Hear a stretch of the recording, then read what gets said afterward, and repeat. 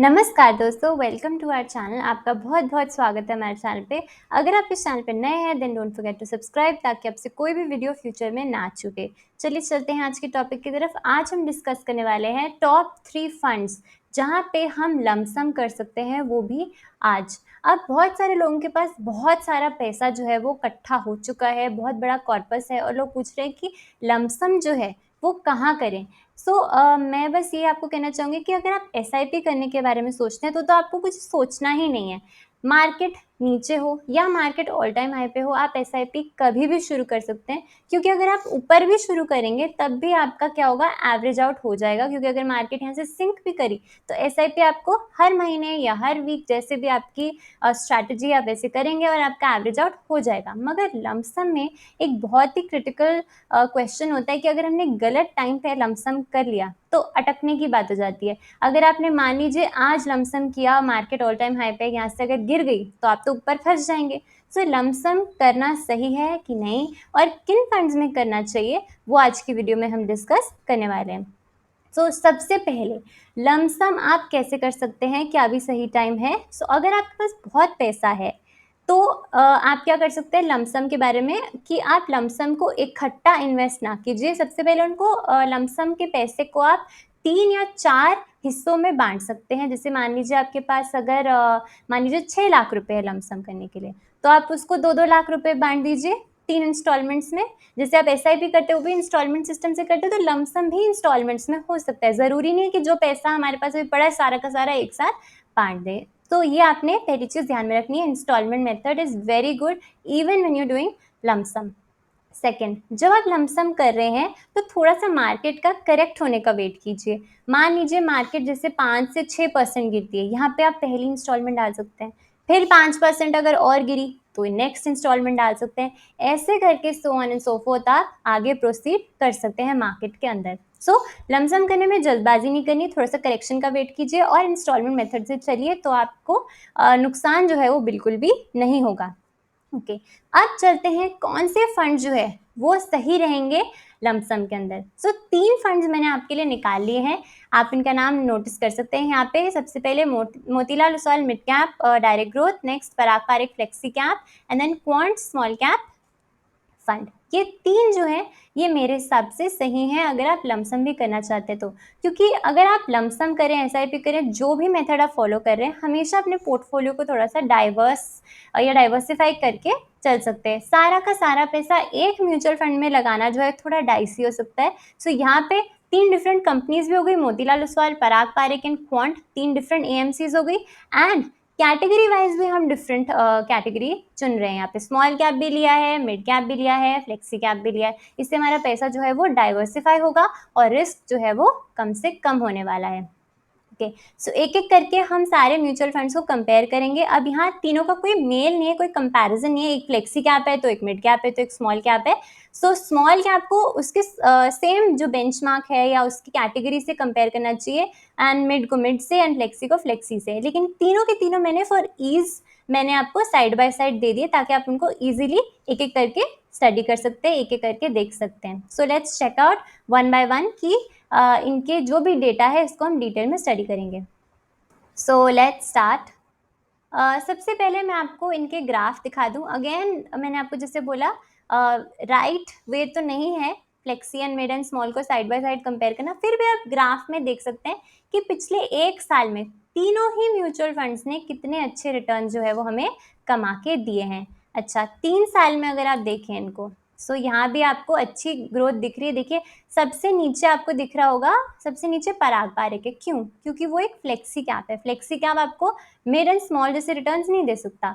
And then second number पे आपको दिख रहा है quant. Quant is small cap, मगर बेस्ट रिटर्न जो है वो मोतीलाल ओसवाल ने दिए हैं आपको। अगर मैं 5 साल का भी डेटा देखूं तो देखिए 5 साल में स्मॉल कैप जो है उसने सबसे अच्छे रिटर्न्स दिए हैं एंड मिड एंड फ्लेक्सी जो है ऑलमोस्ट साथ-साथ चल रहे हैं। लॉन्ग रन में अगर आप देखेंगे तो लार्ज कैप, फ्लेक्सी कैप ये जो है सबसे कम रिटर्न देते हैं। जैसे आप हाई रिस्की वाले म्यूचुअल फंड्स लेते जाएंगे, अगेन वहाँ पे रिस्क भी ज़्यादा होगा तो आपको वहाँ पे ग्रोथ भी अच्छी देखने मिलेगी। देखिए क्वांट ने कैसे आउट परफॉर्म किया है सिग्निफिकेंटली, मगर 3 साल में अगर देखें या 1 ईयर में आप देखें तो ऑलमोस्ट सेम ही तीनों के तीनों परफॉर्म कर रहे हैं।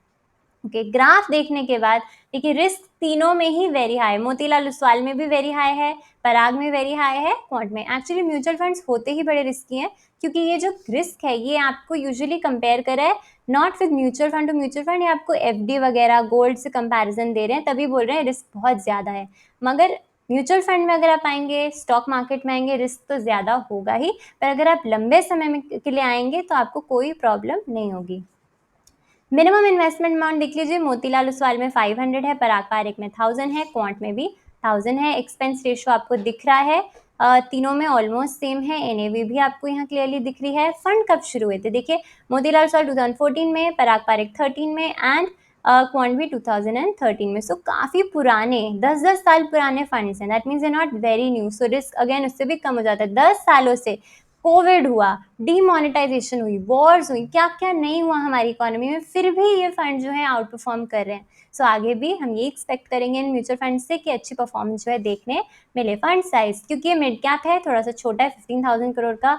ये फ्लेक्सी कैप है, काफ़ी बड़ा है, 78,000 करोड़ का। एंड क्वांट जो है रिसेंटली इसने बहुत अच्छे रिटर्न्स दिए हैं। सो नेचुरली लोग जो हैं थोड़े से ज़्यादा इसकी तरफ थोड़े से इंटरेस्टेड हो जाते हैं। दैट्स व्हाई यहाँ पे 25,000 करोड़ का आपको फंड साइज दिख रहा होगा।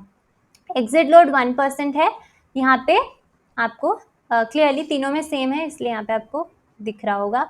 ओके, रिटर्न्स की अगर मैं बात करूँ, सो पिछले 1 ईयर में मोतीलाल ओसवाल ने 72%, 3 ईयर्स में 38%, 5 ईयर्स में 34% कमा के दिए हैं। पराग पारेख ने 43% 1 ईयर में, 3 ईयर्स में 19, 5 ईयर्स में 27%। एंड स्मॉल कैप की अगर बात करें, 1 ईयर में 56%, 3 ईयर्स में 32% एंड 5 ईयर्स में 49%। सो इतने अच्छे अगर आपको एनुअलाइज रिटर्न्स मिल जाएं तो आप सोच सकते हैं आपका पैसा जो है कितने गुना हो सकता है। कोई यही सोचता होगा कि अगर इसने एसआईपी या लमसम नहीं किया होगा तो ये सोचता होगा उसने मिस कर दिया है पैसा बनाने की opportunity. So keep that in mind कि फ्यूचर में हो सकता है स्मॉल एंड मिड में आपको इतनी हाई रिटर्न्स ना मिले, क्योंकि बहुत ब्यूटीफुल अपॉर्चुनिटी थी और आगे भी मिलेगी, मगर थोड़े रिटर्न जो है फ्लक्चुएट हो सकते हैं। मगर आजकल का ट्रेंड यही है कि mutual funds are the in thing, they are the most trendiest thing, यही पैसा आ रहा है। और जब आप ऐसे ट्रेंड को कैप्चर करते हैं तो ही आप सबसे ज़्यादा पैसा बना सकते हैं। 10 साल पहले शायद लोग रियल एस्टेट में बनाते थे पैसा, लेकिन अब जिस हिसाब से एसआईपीज आ रही हैं, लमसम हो रहे हैं, पैसा स्टॉक मार्केट के अंदर आ रहा है, पैसा जो है वो बहुत अच्छे से बढ़ रहा है, ग्रो हो रहा है। ओके, यहाँ पे प्रोज एंड कॉन्स लिखे हैं, मगर मैं उसको डिटेल में आपको नहीं बताऊंगी। ये हम ऑलरेडी वीडियोस में डिस्कस कर चुके हैं, सो मैं दोबारा इस वीडियो को और लंबा नहीं करूंगी। एंड आप होल्डिंग्स भी देख सकते हैं। Again flexi and mid and small में थोड़ा सा फंड मैनेजर डिफरेंट होता है, इसकी स्ट्रैटेजी डिफरेंट होती है। सो ये थोड़ा सा डिफरेंस आएगा होल्डिंग्स में कि कहीं टॉप 5 को 40% दिया है, यहाँ थोड़ा सा कम दिया है फ्लेक्सी कैप में, एंड स्मॉल कैप में उससे कम दिया होगा। ओके, चलते हैं फंड्स के पीई पीबी रेशियो टर्नओवर की तरफ। सो यहाँ पे आपको वैल्यूएशन दिख रही है इस फंड की। मोतीलाल ओसवाल मिड कैप की 67 है, पीबी 6.57, टर्नओवर इसका 35% है। इक्विटी में कितना कंट्रीब्यूशन है, 78%। कैश कितना होल्ड कर रहे हैं, 5%। देखिए यहाँ पे मोतीलाल ओसवाल थोड़े कैश पे बैठे हुए हैं, और यहाँ पे पराग पारेख में और पराग पारेख में कम कैश होल्ड हो रहा है, मतलब ज़्यादातर पैसा ये इन्वेस्टेड है इनका। एंड क्वांट में थोड़ा सा ही कैश होल्ड करें, इनकेस मार्केट गिरती है तो लगाएंगे, क्योंकि mid cap and small cap थोड़े रिस्की टाइप के होते हैं, तो कैश होल्ड करना अच्छी बात होती है, इनकेस मार्केट गिरे तो ये इन्वेस्ट कर सके। फ्लेक्सी कैप में फ्लेक्सिबिलिटी होती है, तो फंड मैनेजर इजीली रोटेट कर सकता है, यहाँ हमें इस बात का ध्यान रख सकते हैं। ओके, ओके, यहाँ पे आपको होल्डिंग्स भी दिख रही होगी कि कैसे कैसे कंपनियां जो है होल्ड करें। सारी ही जानी मानी कंपनियां हैं, कल्याण, पॉलीकैब, परसिस्टेंट, जियो, ये सारी टॉप 10 होल्डिंग्स हैं। HDFC, power grid, Bajaj holding, ITC, यहाँ पे रिलायंस, जियो। एंड देखिए स्मॉल कैप फंड है, तब भी ये जो टॉप 2 होल्डिंग्स है इसकी जियो एंड रिलायंस की है, और ये सब लार्ज कैप कंपनीज है। सो इसी तरीके से जो म्यूचुअल फंड्स है वो थोड़ा हेज करते हैं, एंड इनको पता होता है कि कहाँ पैसा लगने वाला है, कहाँ पे निकलने वाला है, कहाँ कौन सा सेक्टर अच्छा करेगा, कौन सी कंपनी अच्छी करेगी। सो अगर आप मार्केट को बिल्कुल समय नहीं दे सकते, mutual funds are the right way to invest in the market, जिससे आपके पैसे बहुत अच्छी तरीके से बन सकते हैं। ओके, थोड़ा सा अब वीडियो थोड़ी लंबी हो रही है, मुझे एक आपको कैलकुलेशन दिखानी है। सो उस कैलकुलेशन की तरफ चलते हैं। तो चलिए चलते हैं लमसम कैलकुलेटर की तरफ। अगर मैंने मोतीलाल ओसवाल में 1 लाख रुपए का लमसम किया, एंड जैसे कि मैं आपको यहाँ दिखा रही हूँ कि यहाँ पे 5 ईयर्स में 34% बने हैं। दैट मीन्स अगर 30% भी लंबे समय बन जाए हमारे, तो 10 सालों में हमारे कितने पैसे बन जाएंगे? 13 लाख। और अगर मैं इस टाइम पीरियड को और बढ़ा दूँ, लेट्स से 20 ईयर्स, तो 20 ईयर्स में तो देख सकते हैं आप ऑलमोस्ट आपके 2 करोड़ रुपए जो है वो ईजिली बन जाएंगे। सो देखिए कितनी अच्छी रिटर्न्स मिल रही हैं। अगर मैं यहाँ पे बात करूँ पराग पारिक फ्लेक्सी कैप, तो पराग पारिक लंबे समय में हमें 27% दिए हैं।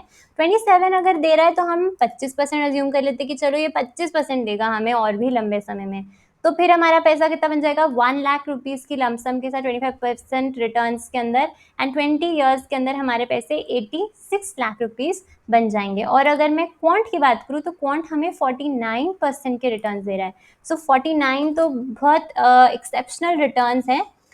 इतने तो बनना पॉसिबल नहीं है। अभी अच्छा कर गया, हो सकता है आगे जाके अंडर परफॉर्म कर दे, तो हमारे 30% हम ले लेते हैं। ये एक रियल कैलकुलेशन होगी, क्योंकि क्वांट ने पहले जो है थोड़ा सा अंडर परफॉर्म की। 10 सालों में एक्चुअली क्वांट ने हमें सिर्फ 21-22% दिया है। सो अगर वहाँ पे 49% है, मगर अगर हम कैलकुलेशन मैक्स 30% से भी अगर कर लें, तो देखिए आपको वही 2 करोड़ जो है कमा के मिल जाएगा।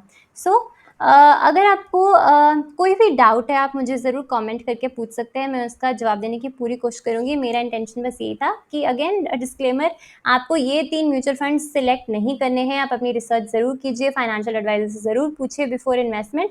लमसम के गोल्डन रूल्स थोड़े से समझ जाइए और अच्छे म्यूचुअल फंड में इन्वेस्ट कीजिए, तो आपके पैसे जो हैं करोड़ों में ज़रूर बनेंगे और जल्दी बनेंगे। मगर बस आप थोड़े से पेशेंस रखिए, मार्केट में थोड़ी सी गिरावट का वेट कीजिए, थोड़े से लमसम भी इंस्टॉलमेंट में कीजिए, एंड उससे आपके पैसे जो है वो अच्छे से बन सकते हैं। लमसम करने का भी फ़ायदा ये होता है, लमसम आप कहाँ आप कर सकते हैं, ये भी बहुत इंपॉर्टेंट क्वेश्चन है। जहाँ अगर आपने SIP भी की हुई है ना, वहाँ भी आप लमसम कर सकते हैं अगर मार्केट क्रैश होती है, तो वो भी बहुत अच्छा तरीका है लमसम करने का। उससे क्या होगा, आपकी एवरेजिंग हो जाएगी और उससे आपको बहुत शानदार रिटर्न जो है वो बन सकते हैं। So I hope you like the video. I hope आपको समझ में आया हो कि आपके रिटर्न जो है बनने वाले हैं, प्रोवाइडेड आप पैसा लगाएं। डरे ना, मार्केट पे ट्रस्ट कीजिए, कंट्री इकोनॉमी पे ट्रस्ट कीजिए। India will grow and so will your money. So definitely आप ज़रूर इन्वेस्टमेंट करना शुरू कीजिए, सो दैट आपके सारे ड्रीम्स जो है फ्यूचर में अचीव हो पाए। Thank you so much for watching. तब तक के लिए बाय।